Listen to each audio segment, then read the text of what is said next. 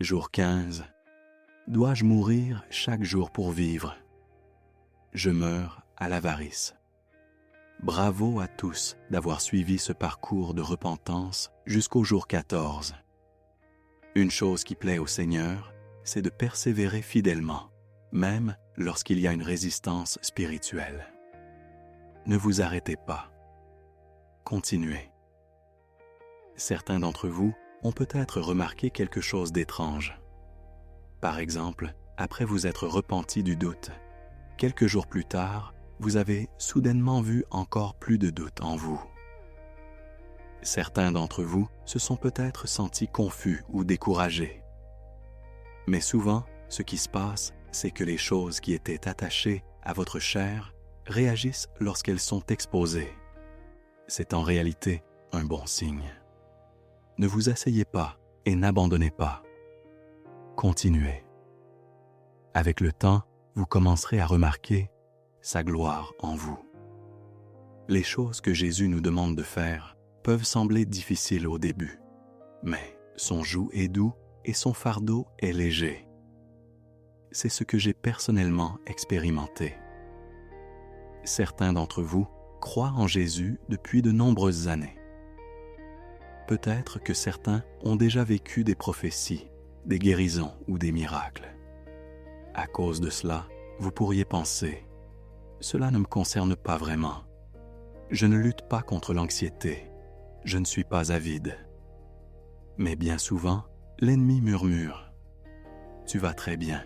Tu n'as pas besoin de te repentir. » C'est pourquoi vous devez toujours demander au Saint-Esprit de vous montrer la vérité. Le Saint-Esprit vous conduira dans toute la vérité. Les thèmes abordés dans cette prière de repentance de 21 jours concernent des aspects de notre nature humaine déchue que possède chaque être humain. Croyant ou non croyant, rempli du Saint-Esprit ou non. La Bible le dit.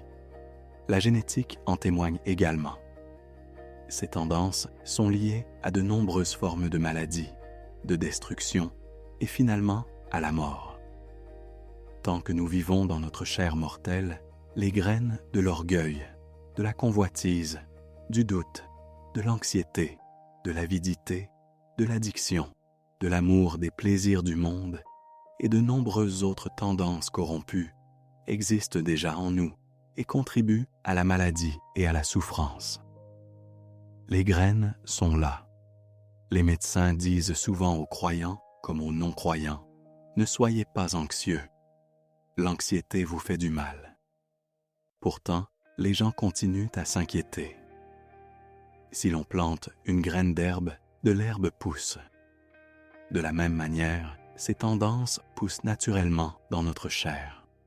C'est pourquoi Jésus a dit « Renonce à toi-même chaque jour et prends ta croix. » C'est pourquoi Paul a dit « Je meurs chaque jour. » Remarquez le mot « chaque jour ».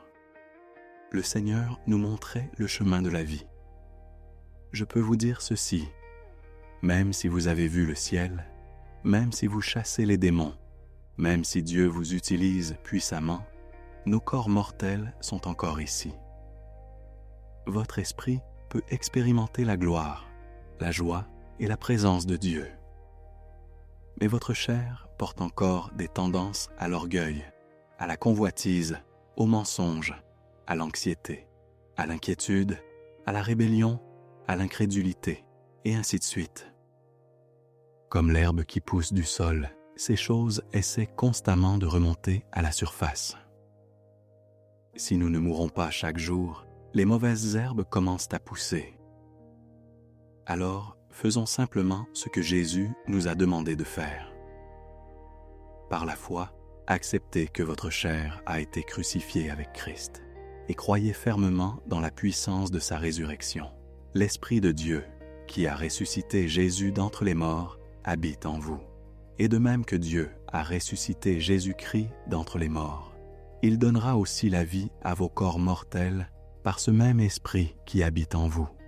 Romains 8:11. J'ai expérimenté cette parole. Recevez simplement cette écriture comme un petit enfant et croyez-la. Aujourd'hui, notre sujet de repentance est l'avarice. Un jour, alors que je me repentais de l'avarice, le Seigneur m'a montré des branches attachées à mon bras gauche.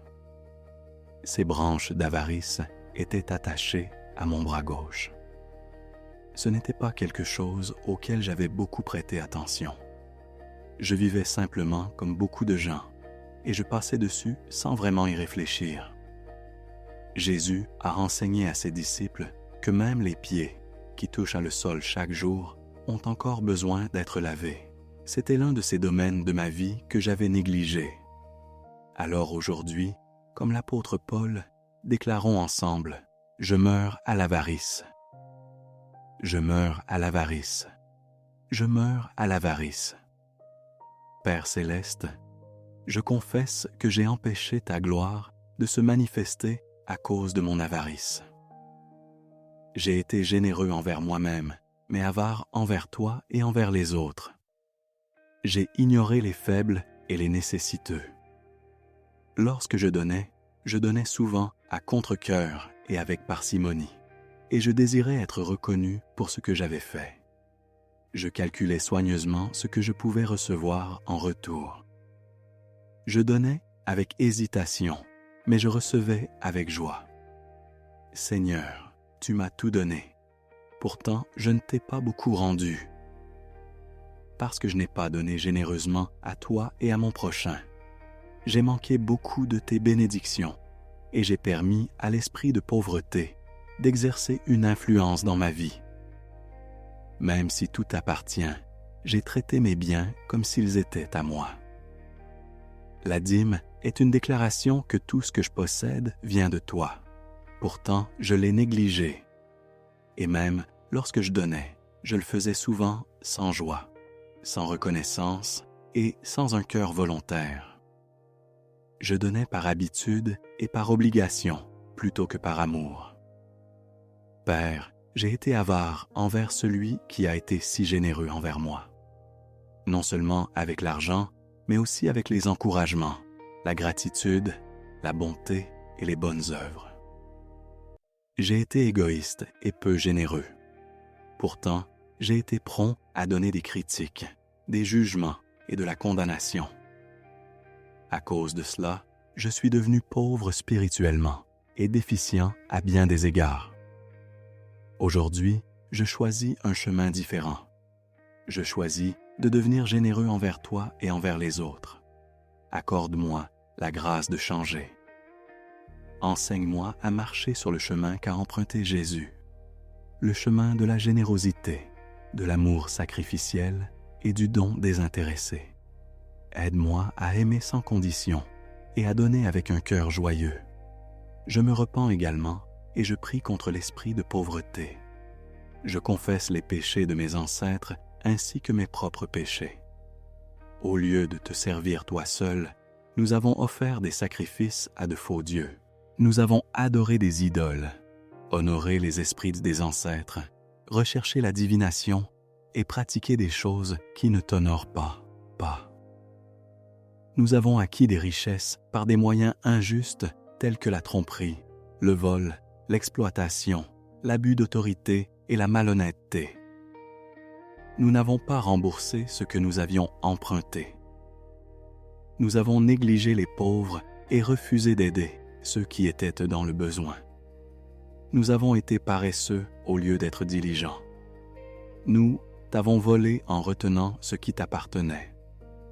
Père, pardonne-moi. Brise toute malédiction, toute chaîne et toute forteresse liées à ces péchés. Libère-moi de l'esprit de pauvreté et apprends-moi à vivre dans l'obéissance, la générosité et la foi. Au nom de Jésus, je prie. Amen. Maintenant, déclarons. Au nom de Jésus-Christ, je renonce et je rejette tout esprit d'avarice. Mon âme et mon corps appartiennent à Jésus. Vous n'avez aucun droit légal de demeurer en moi. Quittez mon corps maintenant, au nom de Jésus. Au nom de Jésus-Christ, je brise tout accord que j'ai conclu avec l'avarice, l'égoïsme et la cupidité. j'appartiens à Jésus-Christ seul. Quittez-moi maintenant, au nom de Jésus. Au nom de Jésus-Christ, je reçois la nature généreuse de Christ. Je choisis de donner librement comme il m'a librement donné. Que tout esprit d'avarice quitte maintenant au nom de Jésus.